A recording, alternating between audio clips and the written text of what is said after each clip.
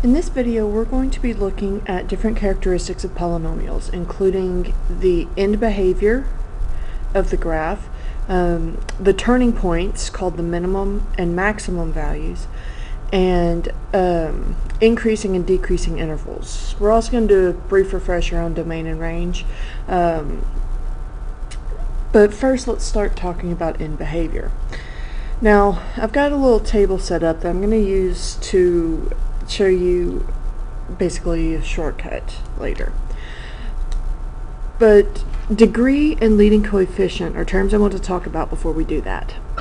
So let's say you have a polynomial that's 2x cubed minus 3x squared plus 4, or something like that. This here is the leading coefficient because it is the coefficient with the variable with the biggest exponent. The 3 is the degree. The biggest exponent is your degree. The coefficient in front of that one is the leading coefficient.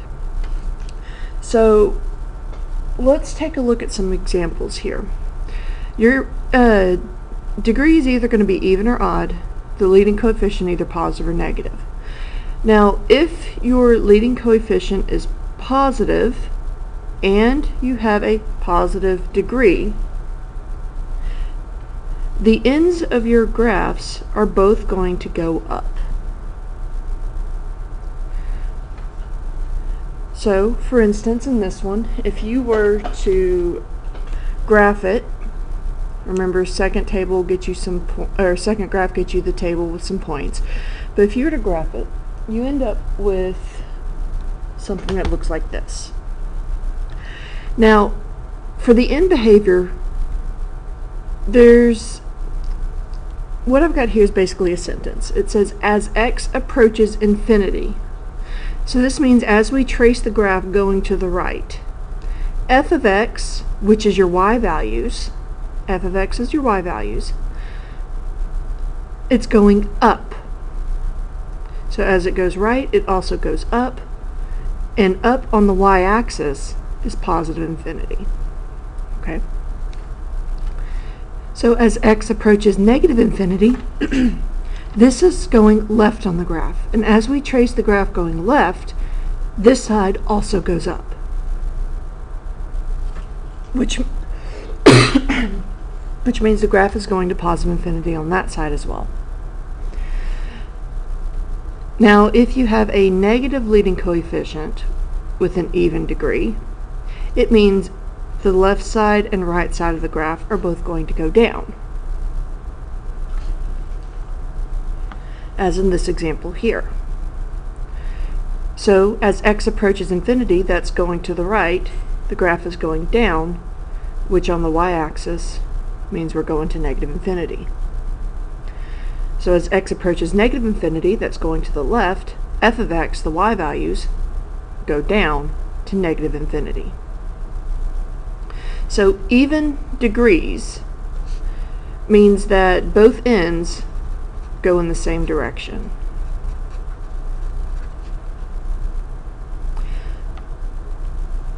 Now, odd degrees, like on these, means they're going to go in opposite directions. So I'm going to go ahead and write that in.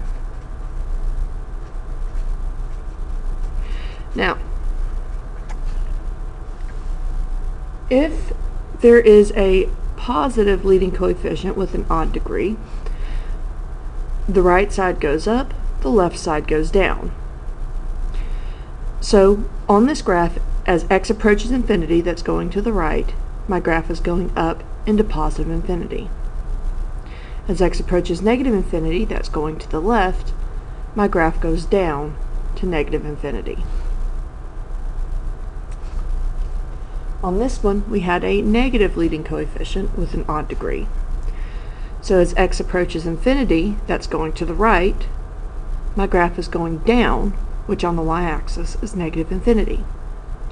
So, I need to make this a negative right here. Sorry about that. So as x approaches negative infinity, that's going to the left, my graph goes up into positive infinity. So if I go back up to my table, a positive leading coefficient goes down on the left side, up on the right side. A negative leading coefficient goes up on the left, down on the right. So if you're looking at a graph, the way you could tell, positive leading coefficient means the right side goes up. With this one, a negative leading coefficient means the left side goes up.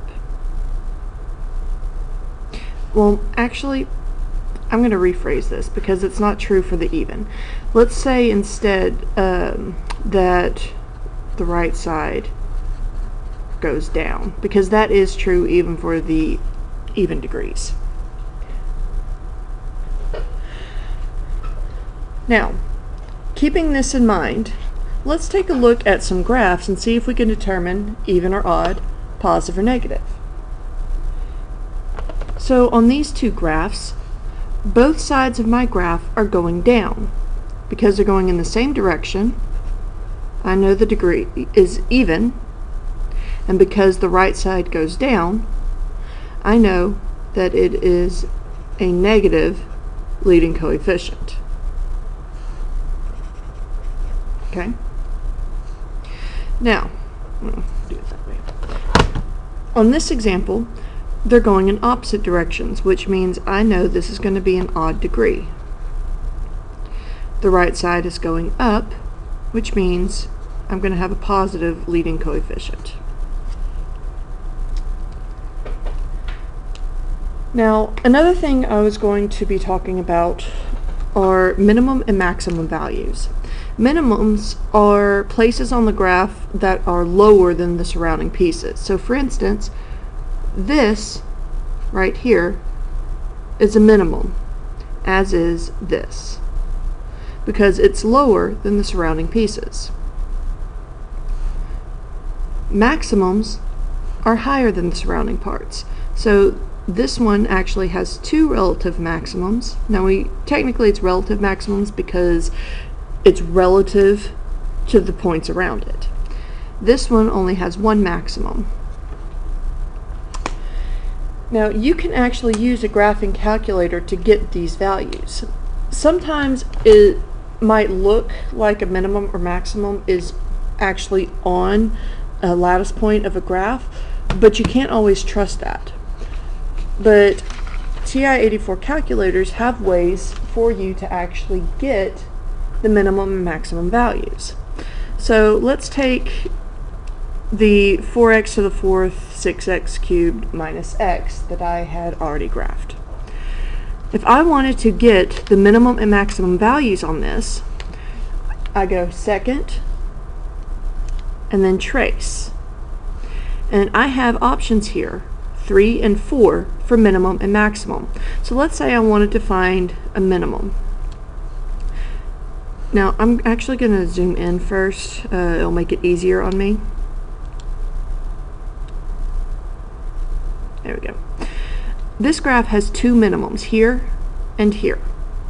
So if I want to get one of the minimums, and I'm going to find this one on the left, notice how it says left bound? That's left boundary. It means I'm going to move my cursor a bit to the left and then hit enter. Move the cursor a bit to the right of the minimum, hit enter again, then enter a third time to get the point.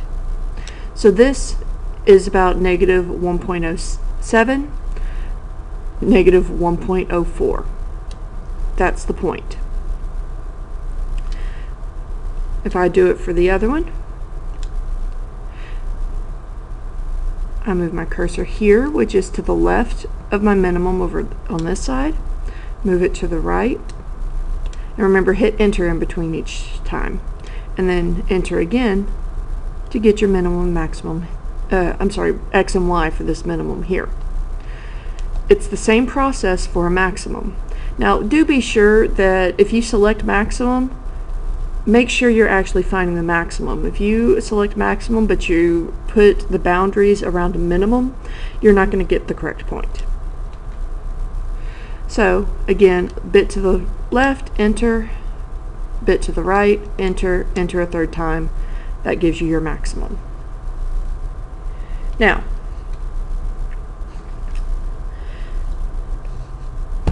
the thing is, we have something called increasing and decreasing intervals as characteristics of graphs. So I'm going to, real quick, I'm going to sketch the shape of this graph. And we had minimums here and here, maximum here. Increasing and decreasing intervals go left to right. Okay, so if I start tracing the graph, starting on the left and going to the right, I start by going down. This section of the graph goes down, and the x values over which this occurs is my decreasing interval. Then my graph changes directions once it hits this minimum, and it starts to go up.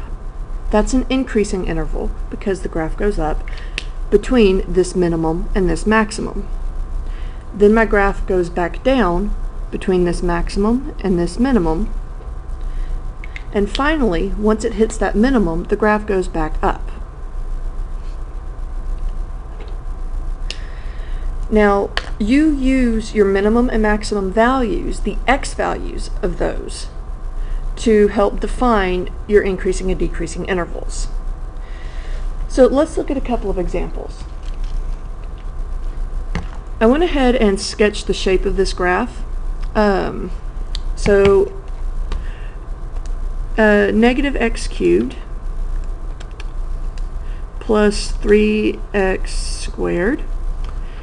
And remember, second table, you can use these points to help graph it. I've already sketched the shape, which is enough for what I am doing here. But let's see. I'm going to have to go back to the normal view, zoom 6. Now, first thing is domain and range. Domain, remember, is your x values, is their limit to how far left or how far right it goes, and because both sides have arrows, there is no limit to the domain or the range. They are all real numbers. Now, this graph has one maximum right here. Now, for this maximum value, second trace 4, I put my cursor a little bit to the left, enter, bit to the right, enter, enter a third time. So I have a maximum. Now I'm going to round this 1.999, well, that rounds to 2. So 2, 4 is my maximum here. So second trace 3 for the minimum. Bring it a little bit to the left, enter, a little to the right, enter, enter a third time. Now, be careful on this because you have e to the negative 6. Well, e to the negative 6 in this calculator is scientific notation for times 10 to the negative 6, which means this number is 0.000000126 and all that. So these both round to 0. Now, so maximum and minimum, we're going to use those points in a bit. For now, let's look at the end behavior. So as x approaches infinity, f of x, your y values, approaches negative infinity, because on the right side of the graph it's going down. As x approaches negative infinity, that's on the left side of the graph, it's going up. On the on the y-axis, that's positive infinity. Now, this is, you have to be careful. A lot of students, they get mixed up on the infinities I'm using here. With the infinities, I'm going to have to use for my increasing and decreasing intervals. Let me explain what I mean. If I trace the graph going left to right, I start off by going down, which means I'm starting with a decreasing interval. And a lot of students, they think, okay, the graph's going up, positive infinity. These are looking at the x values, which means it's left to right. These, we're looking at the y's, which is up and down. So up was positive, down was negative. Here, I'm looking at left to right. This is on the left side of the graph. So my range of x values for this actually start in negative infinity because it's on the left side of the x-axis. Now this graph continues to go down until I reach my minimum here. At that point, my x value was 0. Then my graph changes direction, starting at the minimum and going to the maximum. So it increases starting where x is 0 and ending here where x was 2. So again, I'm using my x values for the minimum and maximum to define my increasing and decreasing intervals. Now my graph starts to go back down at this point, and because it's going down, that's another decreasing interval. This interval starts here where x was 2, and it goes to the right, which is positive infinity on the x-axis. Again, don't get left and right mixed up with up and down for your infinities. Alright, so the next one, okay, we have negative x to the 4th plus 4x squared minus 3x minus 2. And the graph ends up, well, I didn't quite sketch it correctly. So you're going to have to bear with me on this. Make sure I typed it in correctly. Yep. So my graph, my x-axis and y-axis are probably a little bit off, more my y than my x. Now, so this is what it should look like. So I'm going to pretend that I didn't draw that graph, and we're just going to use the calculator. Now, domain and range. Domain, again, is your x values, and it's going left and right forever. So domain is all reals. But my range is not all reals because it's not going to go above this point. So before I'm able to get my range, I have to do my maximum at that point. So I'm going to go ahead and do my maximum and minimum and come back to range. So second trace 4, bring my cursor a bit to the left, enter, bit to the right, enter, enter a third time. So that maximum is at negative 1.57, 6.49. Now I'm going to go ahead and do my other points. I have a minimum down here, cursor here, enter, a little bit right, enter, enter a third time, and I have a minimum at 0.41, negative 2.59. Now I do have one more maximum right here. So second trace 4, a little bit left, right, enter, and we have another maximum at 1.16, negative 1.91. Alright, so now that I have my maximums, I can go ahead and do my range. Remember, range is your y value, so the y value for this maximum was 6.49. All my other y's were less than that, so my range is any y less than or equal to that 6.49. Now, in behavior, x approaches infinity, that's going to the right. As we go to the right, my graph goes down, which on the y-axis is negative infinity.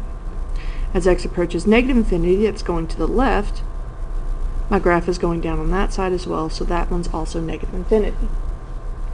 Now, increasing and decreasing intervals. Trace the graph going left to right. If I start on the left and go right, I go up. So it starts with an increasing interval. And because I'm on the left side of the graph, left on the x-axis, well, we're going to say negative infinity because it keeps on going, the graph keeps on going left forever, so it doesn't really have a starting point. So we just say it starts in negative infinity. And it's going to continue going, I continue tracing it going up until I reach this maximum. At this maximum, my x value was negative 1.57. If I continue tracing the graph, I now go down. So I start decreasing when I hit the negative 1.57, and I continue to decrease until I reach this minimum. At that minimum, my x value was 0.41. When I hit this minimum, I begin to increase again until I reach the maximum on the right side. So my increasing interval there starts at the 0.41 and ends at the 1.16.